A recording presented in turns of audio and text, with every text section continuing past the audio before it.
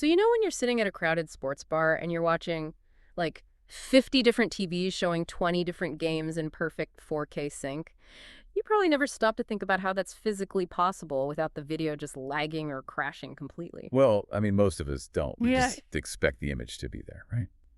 But today's deep dive actually starts with what looks like a totally innocent e-commerce listing for a 5-meter computer cable. Specifically, the DVIGear DVI-2805-AOC HyperLight series DisplayPort 1.4. Right.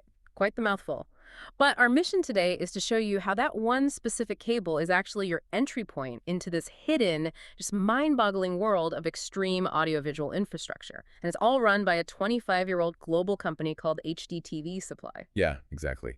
And let's translate that cable name real quick because it honestly explains the whole industry. That HyperLight label, it means it uses commercial-grade fiber optics instead of, standard copper wire. Because copper would just fail in this scenario. Right. Oh, totally. If you tried pushing uncompressed 8K video over standard copper for any real distance, the signal would completely degrade. Fiber uses light. So that lets them push insane amounts of data over long distances without losing a single pixel. Which perfectly explains why you need this hardware in the first place.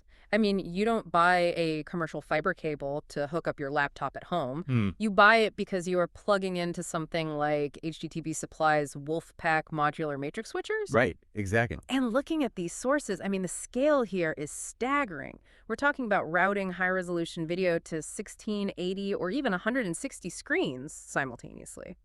Yeah, and they aren't just splitting a blurry signal. They are actively managing 8K HDMI feeds and running video wall processors in up to 10:1 configurations. Great, so 10:1 meaning? Meaning they can seamlessly stretch one flawless image across 10 separate displays. It's wild. A matrix switcher isn't just a basic splitter. It actively reads the incoming data, decodes it, and regenerates a perfect new signal for every single output. So it's essentially acting like a digital traffic cop. Basically, yeah. But wait, a normal traffic cop just waves cars through an intersection. This is more like, I don't know, instantly cloning the cars and sending exact, pristine replicas down 160 different highways at the speed of light, all without a single fender bender. That is a perfect way to picture it. It's literally a real-time cloning operation happening millions of times a second. Okay, but practically speaking, how does a human actually control that?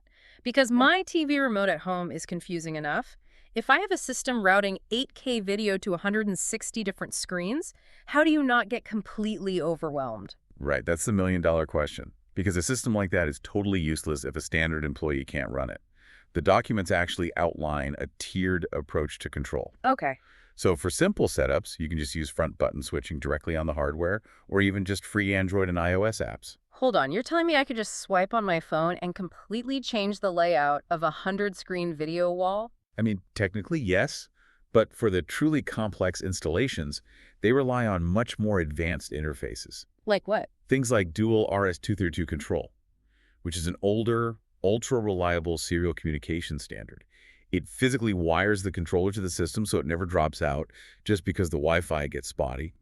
They also use dedicated WWeb GUIs, which are essentially browser-based dashboards, and proprietary touchscreen panels they call the Wolfpad. Okay, so who is actually pulling out their credit card for a 160-screen RS-232 controlled matrix switcher?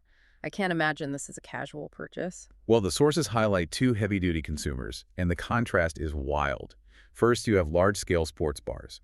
They use specialized 4K HDMI matrix switchers that actually have DirecTV apps directly integrated into the hardware. Oh, which explains the 50 screens at once scenario from earlier. Right, but the second major buyer, the federal government. Wait. Yeah, the documents show them purchasing this exact same gear using federal GSA schedules, which is the government's official purchasing contract system. They also require TAA-approved products, meaning the gear is manufactured in the U.S. or approved partner countries.